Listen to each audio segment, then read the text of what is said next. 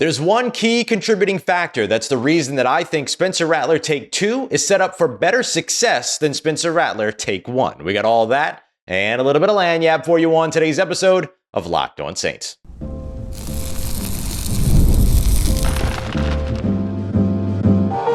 You are Locked On Saints, your daily New Orleans Saints podcast, part of the Locked On Podcast Network, your team every day.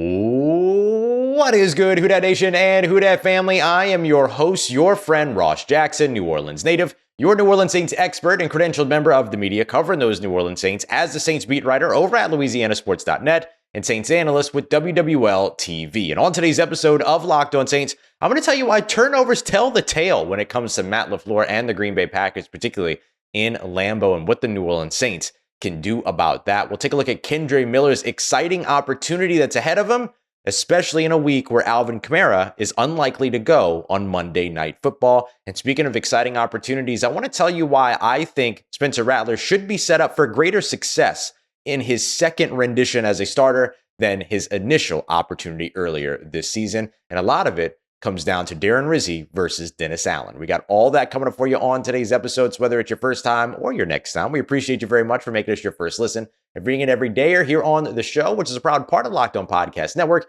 your team every day. Today's episode brought to you by Hillsdale College. Head over to hillsdale.edu/lockedon to enroll, no cost, and it's easy to get started. Speaking of getting started, let's get started. I think that the New Orleans Saints, this current coaching staff, the way that they have done things under Darren Rizzi, will be able to set Spencer Rattler up for greater success in his second opportunity as a starter than what he saw in his first opportunity as a starter back in week 6, 7, and 8. And I think we already started to see it. So let me tell you why I think this is the thing. So to me, the thing that will make Spencer Rattler's next opportunity here potentially look better, set up for more success, right? Not all within his control, but the things that aren't within his control around him is preparation. The New Orleans Saints have been a far more prepared, far better prepared team under Darren Rizzi than they were under Dennis Allen post week 2. From weeks 3 through weeks 9 until he was fired over that 7-game losing streak, the New Orleans Saints oftentimes did not look prepared, right? And you heard several players kind of say that too, that like the preparation was a little strange and all these other things, or they didn't specifically say the preparation was strange, but they had adverse or negative comments about the preparation. You even heard Dennis Allen sometimes talking about how they're not preparing well, they're not coaching well, all those other things. We haven't really seen that or heard that since Darren Rizzi took over. In fact, we've heard a focus on preparation, a focus on focus and preparation, a focus on the idea of doing everything Wednesday, Thursday, and Friday, in this case, Thursday, Friday, and Saturday, so they can be ready for Monday with their game. Doing things like upping the intensity of the second half of the practice in order to be able to kind of replicate a little bit of why they need to up the intensity of the second halves of their games, things like that, right? So just a greater focus on preparation. And I think we already saw that have a positive impact on Spencer Rattler, who saw no snaps with the ones in practice last week, I'm told, but still came in that second half and looked good, was able to operate with those guys, did a good job with the offensive line, was in and ready to identify where the pressure was coming from, point out the middle of the defense, ID some of the things that the defense was doing, make those kind of calls at the line of scrimmage. That's all preparation. And so I think that we've already seen the way that this Darren Rizzi-led New Orleans Saints team prepares makes things a little bit better, different, easier, stronger, more successful, however, whatever's appropriate, right? Whatever actually is the fit there. For a guy like Spencer Rattler and for the rest of the team, because we've seen other players. We've seen Derek Carr benefit from it. We've seen Alvin Kamara benefit from it. We've seen the defense benefit from it. We've seen the benefits of that. So I think that preparation, which to me is at a better, higher, more successful level under Darren Rizzi, will be beneficial also for Spencer Rattler as he goes into was expected to be his next start. He will get the start Monday night in Green Bay if Derek Carr can't go. I can't imagine that Derek Carr will go. But of course, the Saints are going to leave every opportunity open for Derek Carr to get back out on the field. It just doesn't feel like that's really going to happen this week, but we'll see. Still 2 days of practice left. Carr did not participate in practice on Thursday. We'll see what happens later on today, and we'll see what happens tomorrow as well.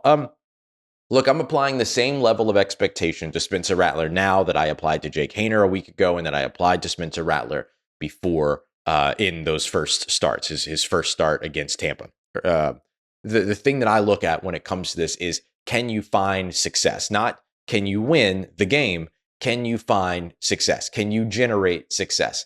What are you responsible for by the time that the game is all said and done? And it's just like we talked about with Jake Haener. If he can complete more than 40% or more than 60% of his passes, if he can throw for over 200 yards, if he was responsible for 2 total touchdowns, whether it's throwing a touchdown, whether it's a touchdown drive, whether he's running in for a touchdown, whatever, I would look at something similar now when I look at Spencer Rattler. Spencer Rattler could have gone over 200 passing yards last week had it not been for 2 batted balls that were perfectly timed on those throws, 2 of them on timing routes to the outside to Marquez Valdes-Scantling, and they would have been on the money on both of those, and then a pair of drops that would have ended up making a difference for him as well. One by Kendre Miller, one in the end zone on that second, on that 2-point conversion by Juwan Johnson, would have changed the entire way that we fully talk about Spencer Rattler's game, right? We talk about Spencer Rattler's game being, oh, he looked really good. He showed flashes. He showed promise, to,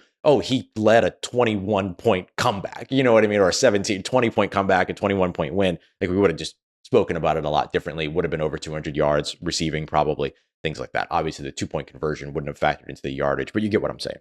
So I'm looking at something similar, but I'm also understanding of the fact that, like, this game is going to feel like 7 degrees outside. It's going to be snowing. It's going to be disgusting. It's going to be awesome, right? It's going to be football weather and all those things. And so maybe 200 passing yards is probably not what the New Orleans Saints are looking to do. They're probably going to be looking to travel their run game, which we're going to get to here in a little bit. So maybe it's not the 200 passing yards, but can you lead the offense? Can you identify where the pressure is coming from a team that's slowly improving, the Green Bay Packers, when it comes to getting pressure, but is not so far a pressure team, bottom 5 in terms of pressure percentage in the NFL right now, but has been a top 10 run defense. And so can you navigate all of the things that you need to navigate from a defense that will test you in an environment that will test you, in weather that will test you? So to me, if you can look successful throughout all that, or find success throughout all that, whatever that looks like, I think that that's a win for the New Orleans Saints. It's a win for Spencer Rattler. I think that one of the other things that's really benefited, as we've seen with several players, Derek Carr included, Kendre Miller is a great example of this, and I think Spencer Rattler will be a great example of this too, is the fact that the new leadership has given everybody a clean slate. Like, this has been big for this team. Being able to come in and say, what you've done before is not what we're evaluating. What you do moving forward is. And it's one of the things that we always talked about and have always talked about on the show. It's not what you do wrong, it's what you do next, right? And so everybody got the show me what you can do next opportunity. We saw it for Cam Jordan, whose snaps went from just over 40% to over 50, I think it's 54%, over 50%. And then the way that he's rewarded the team with his performance, right? 2 sacks last game, consistent pressure over the course of the past few weeks, all those other things. So I think that that's the other piece that has really benefited and can really benefit Spencer Rattler as well, is that nobody's coming in and saying, be different than you were those first 3 games. They're coming in and they're saying, be your best self now, right? Be what you show us what you have now. And I think that that's good because he's equipped with that knowledge, but the evaluation kind of starts over fresh from him, starting with that second half up against Washington. So I think that that alleviates a little bit of the pressure, but also challenges him just enough to go out there and be able to see what he can do. Coming up next, I think the New Orleans Saints are going to turn to their run game, which might limit some of the excitement around Spencer Rattler, but doesn't mean that it will limit the excitement of the game, especially for a guy like Kendre Miller, who has a really exciting opportunity ahead of him. We'll get to that as we continue on with today's episode of Locked On Saints, part of Locked On Podcast Network, your team every day. Today's episode of Locked On Saints brought to you by our friends over at Prize Picks. You ever been watching a game that you don't care about, but it's football? Like, you don't really care about either team, but it's football, so you're watching it and you love football. Well, you want it to mean a little bit more to you. That's where I think Prize Picks comes in. Makes some of those really bad primetime games a ton of fun to watch because it's a great way to play daily fantasy sports. It's not you versus a bunch of mystery lineups. It's not you versus a bunch of spreadsheet wizards. It's you versus the house. You pick 2 to 6 players, choose whether or not they're going to come in at more or less than their Prize Picks projection. You get a couple of those right, you can up to 1,000 times your entry back right now, especially with Pickmas going on all throughout the month of December, where they are offering 2 free picks over at Prize Picks. And when those hit, PrizePicks makes it even easier to cash out. You can get your money fast in as little as 15 minutes. How awesome is that? It's this simple. Jared Goff, 230 passing yards, more or less. Saquon Barkley, 1 total touchdown, more or less. You pick a few of those, bam, you're winning real money. So download the PrizePicks app today and use that promo code LOCKEDONNFL to get $50 instantly when you play your first $5 lineup. That's $50 instantly when you play your first $5 lineup over at PrizePicks. Run your game. It's that time of year. The college football playoff is back. And with their newly expanded 12-team format, it's guaranteed to be bigger and better than ever, bringing you all of the hard-hitting and high-flying excitement that you love. TNT Sports coverage of the college football playoff begins December 21st. That's real soon. That's tomorrow. Starting with the college football playoff kickoff show, presented by AT&T at 11 a.m. Eastern time, leading into our first matchup, Southern Methodist University Mustangs battling it out with the Penn State Nittany Lions at noon. Then the Clemson Tigers look to upset the Texas Longhorns in a showdown at 4 p.m. Eastern time. So don't miss out on the action. Watch the college football playoff presented by Allstate live on TNT, True TV, TBS, and Max. All right, family, there's a few young players that are going to be kind of showcased up against the Green Bay Packers due to injury and things like that. Look, the New Orleans Saints season is ending exactly as it began, injury-riddled. And so you're going to continue to see kind of more of these younger players getting more opportunities. And maybe no one has a more exciting opportunity outside of Spencer Rattler than running back Kendre Miller, the second-year running back out of TCU, third-round pick last year, has been a little bit of a precarious situation, right? Dealing with injury, navigating all that, being placed on injured reserve for a second time this year when he didn't really need to go to injured reserve, it sounds like, and all those other pieces. So all of that aside, Kendre Miller, since his return from injured reserve up against the New York Giants, runs in for a touchdown, averages 5.1 yards per rush up against the Washington Commanders. Kind of called into a little bit more action in that second half because Alvin Kamara went out with a groin injury on that outstanding, spectacular touchdown catch that he had thrown by Cedric Wilson Jr. And so now he gets an even larger opportunity. Now, it comes because of some unfortunate news that things just kind of aren't looking great for Alvin Kamara. Again, we're seeing all the national folks rushing to immediately say that people's seasons are over, but the New Orleans Saints are very much keeping their options open and keeping the door open for a return for Alvin Kamara. He will be considered week to week. The groin adductor injury was more significant than initially expected, but as far as I understand it, he's not going to be probably good to go this week, up against the Green Bay Packers. Darren Rizzi said as such in his press conference with us when he just straight up said, look, I'll be honest, it's not looking great for Kamara this weekend, but there is still a chance that he returns. He's effectively going to be week to week after that. Alvin Kamara, 50 rushing yards, 50 rushing yards away from his first 1,000-yard career rushing season, or first 1,000-yard rushing season in his career, my apologies. And just became the fourth player in NFL history with over 50 rushing touchdowns and over 25 receiving touchdowns in his career on that very catch where the groin injury worsened. He said he was dealing with kind of a minor bit of it earlier on, but then that was kind of the moment where it was like, oh, I feel it now. And so he ends up now potentially having, let's just say, a precarious situation of his own to kind of navigate over the course of the last 3 games. Will he, won't he be able to come back? But he certainly, much like Derek Carr, much like Chris Olave, who I'll give you an update on later today too, both want to get back out on the field when they can, if they can, all those other things. So not looking great for Alvin Kamara, but it is looking great for Kendre Miller. And I don't mean that from a perspective of like, oh, injuries for one player are great for another player, but it does open the door and create another opportunity for Kendre Miller to be the focused back, or the back of focus for the New Orleans Saints in this game where they're going to need their run game, right? When you're traveling on the road, the 2 things you always want to travel, we talk about this all the time on the show, run game, defense. When you're traveling and you're in adverse situations, which the New Orleans Saints, make no mistake about it, will be in adverse situations on Monday night going up against the Green Bay Packers in the cold weather environment. It's supposed to be snowing, all these other things. It was snowing while the Green Bay Packers were practicing the other day. The Saints can't simulate that here in New Orleans. It's a little bit chilly here in New Orleans, a little cold for me, I would say, but you know me, I am unwell. And so below 70 freaks me out. I can't handle it. And so for New Orleans, like, they can't prepare for that. But the one thing that they can prepare is to bring their run game and bring their defense. And then, of course, special teams is going to be big in a game like this as well. And I don't think that we've seen the New Orleans Saints playing better special teams since Darren Rizzi has taken over. It's been excellent, right? 2 blocked field goals to win the games. They've had good returns. They've had good punt coverage. Some of the punts have been a little lackluster here and there, but Matthew Hayball looked great last game, got one downed at the 2-yard line, all those other things. He, ever since Darren Rizzi kind of tore into him in New York, has kind of looked really good ever since then. So that's what you want. You want a guy that can adjust, that can be coached, all of this stuff, especially as a rookie who doesn't fold under that pressure. It's good stuff there. And then you saw Blake Grupe with a missed field goal and everything earlier on, but it's looked good so far and everything. And it's been pretty consistent. So that's what you wanted to see as you closed out the season, was consistency from those two guys. And so far, you're getting it. But back to Kendre Miller for a moment.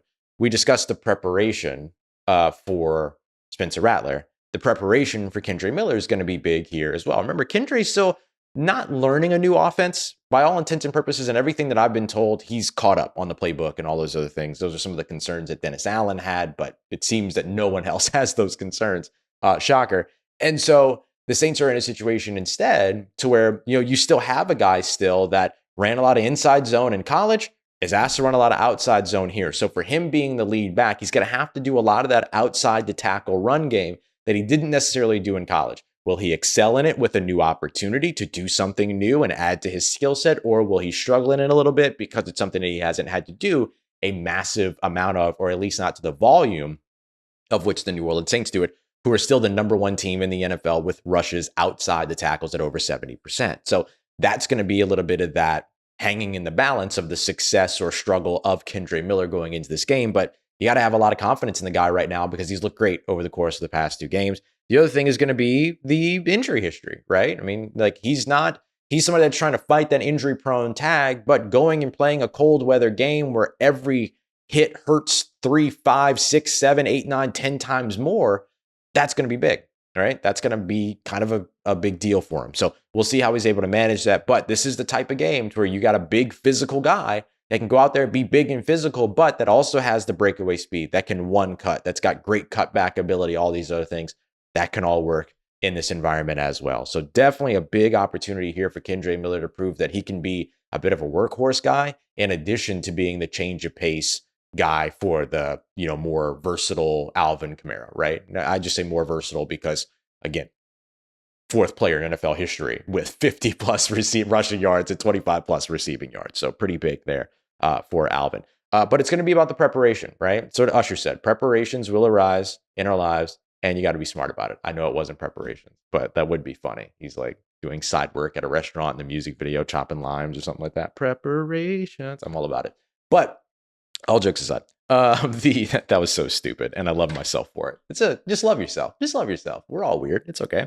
But the preparation is going to be big. But I know it's situation. It was a joke. All right. Anyway, I'm going to move past it, and I hope you will too, and forget that I ever did that. Anyway, the other 2 guys that I think could be really interesting for the New Orleans Saints are running backs Jamal Williams and maybe newly signed running back Clyde EdwardsHelaire. I asked Dennis Allen. I asked Darren Rizzi.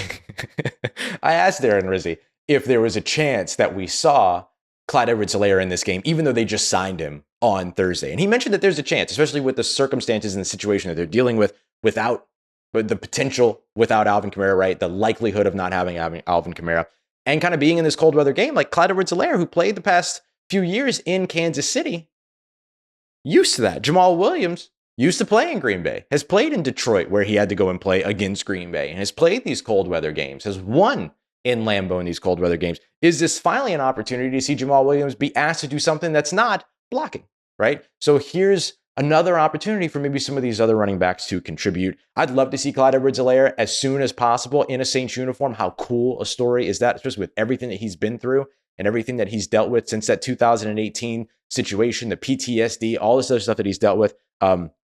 All that it's going to take is for him getting caught up on the playbook. That's all it's going to take. So they're really excited to have him.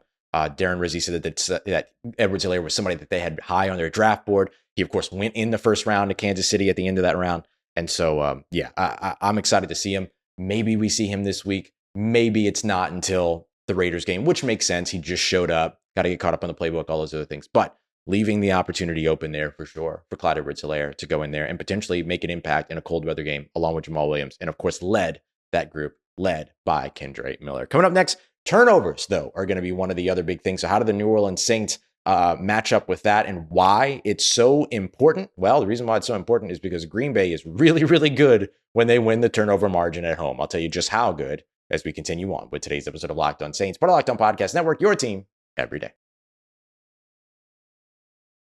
Today's episode of Locked On Saints brought to you by Hillsdale College. Hillsdale.edu/lockedon. That's the place to go. Hillsdale is making it possible for you to check out 40 free courses. That's right, free courses. So if you're somebody that either has some stuff that you want to revisit from your school days, maybe something you forgot or you wanted to learn more about, you might be able to find it over at hillsdale.edu/lockedon today. Everything from lectures to quizzes, discussions, readings, or you can just watch the lectures.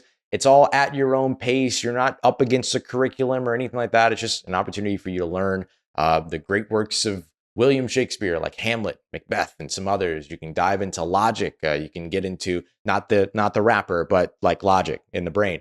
You can also dive into different things like the science and mathematics and all this other stuff. There's a ton. I mean, it's just like feels like an endless catalog over there. So go and check them out today. You can go right now to hillsdale.edu/lockedon to enroll. There's no cost and it's easy to get started. That's hillsdale.edu/lockedon to register today. hillsdale.edu/lockedon.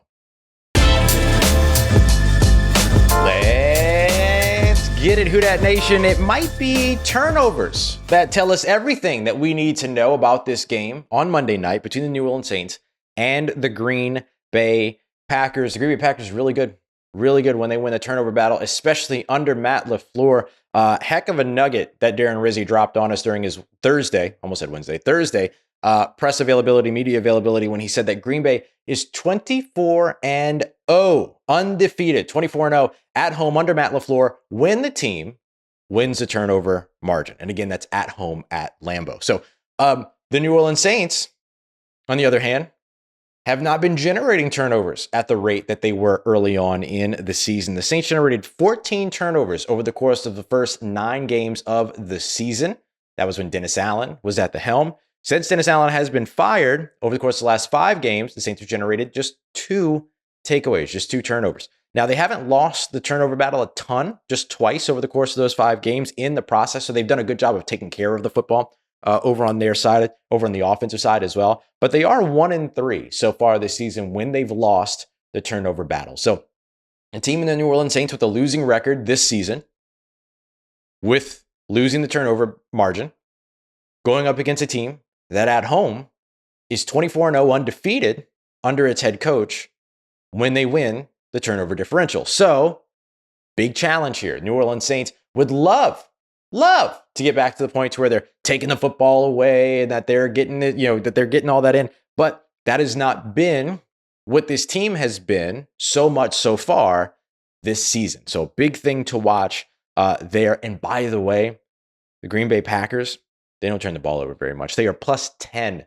in turnover margin so far this year, 4th in the NFL. The New Orleans Saints are +1, 16th in the NFL so far this year. Does that tell the entire story of how Monday is actually going to play out? Of course not. Absolutely not. Especially with the New Orleans Saints becoming a better pressure team all of a sudden, thanks to the leadership of Brian Young, who's been taking over coaching that defensive line.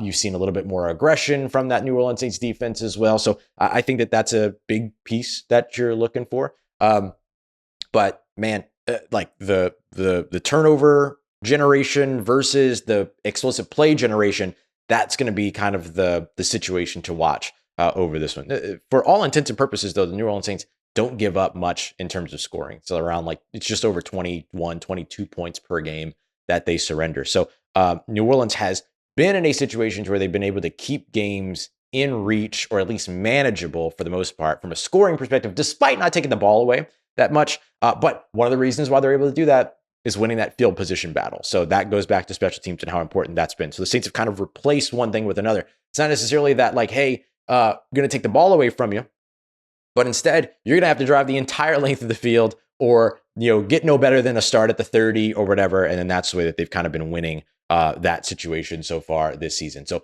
big one to watch is going to be that turnover margin. You want to see the New Orleans Saints not turn it over. You want to see them get some of those takeaways up against the Green Bay Packers and try to put Jordan Love onto one of those, matchups to where he struggles early and then struggles often, right? He's got a little bit of that tendency in him, particularly when it comes to turnovers. And so that's going to be a big thing that New Orleans is going to try to take advantage of. All right, I promised you that I would give you an update on Chris Olave. So a little bit of lagniappe here. Great news for Chris Olave. Out on the field on Thursday, catching passes in a uniform, in a helmet. 21-day practice window is open. Let me just speak from the human perspective here for a second. Awesome. Super happy for him because he wants to be back out there on the field, just like Alvin Kamara wants to be back out there on the field, just like Derek Carr wants to be back out there on the field. Like, same mentality across all these guys, and they're trying to get back out there. Here's the thing with Chris Olave, all right? He was out there, he was catching passes from the training staff, didn't really work with the team from what we saw during the portion of practice that was open to the media. He was listed as limited, though, on Thursday. Just because he's back on the practice field doing this right now does not mean that he'll be back on the field on any of the remaining Sundays or Mondays game. But if he gets an opportunity to come back, the Saints are not going to stop him from doing so. He was cleared for football activities, cleared for contact, all those other things. So he's in a place now to where he can go out there and play if he feels ready to do so, if the team feels that it's the right thing for him to do. They're going to play it very safe. They're going to be very secure about this, but they're going to leave the door open for Chris Olave to potentially return this season. And if nothing else, even if he doesn't, but if he practices all throughout the 21-day window, which is conveniently exactly how many practices are left for the New Orleans Saints, unless the unlikely happens, they went out and the Packers lose and then, all this other stuff. Unless that happens, it's perfectly timed for Chris Olave to be to practice until the end of the season, go into the offseason, continue working on strengthening and all these other things that he's been working on with concussion specialists and all this other stuff, and then be back for his 2025 campaign. It's great news for his 2025 return. So if anybody was curious about whether or not Chris Olave was interested in getting back out on the field, despite those 2 scary confirmed concussions this season, his concussion history, which goes all the way back to college, your question's answered. He's going to be back out on the field at some point. Whether it's this season, we don't know, but certainly looks great for 2025. So we got all that for you here when it comes to where Chris Olave is. We hit where Kendre and Alvin Kamara are, Rattler, Carr, all this other stuff. So look, it's going to be something. It's going to be a stress-free weekend. How about that? It's going to be a stress-free weekend, Saturday and Sunday. Enjoy college football. Enjoy the rest of the NFL. And then, of course, Monday night. Going to be a lot of fun. I think that game. Get an opportunity to really see the future of this team. And speaking of that, we'll have an episode for you tomorrow. And by the way, all through Christmas, episodes every day. I'm not missing a day. We'll have a Christmas episode. You'll have a Christmas Eve episode. It'll all be there. You can check it out. You can not check it out. Enjoy time with your family. It's all good. Just know it's there for you if you'd like it. So we got that all throughout the week here on Locked On Saints. Tomorrow's episode, I want to highlight the young players and the reason why you should still be watching games right now, because the things that are going to be happening throughout the rest of the season are going to be major building blocks and have massive impact on what happens next season. So make sure, and potentially over the off seasons, make sure you come back for that tomorrow. We appreciate you very much as always for making us a part of your day, part of your routine, for saying yes to me and the show. As always, if you see me, please say hi. Let me say a shout out to my good friend Jude. Thanks so much for saying hi last night. Good to see you, my brother. Appreciate y'all as always. If you need anything else around your New Orleans Saints in between these episodes, make sure you follow me on your favorite social media at Ross Jackson, NOLA. Hit me up. Let me know how family's doing, how you living. Let me know how you're momming them. And trust you, that nation. I'll holla at you.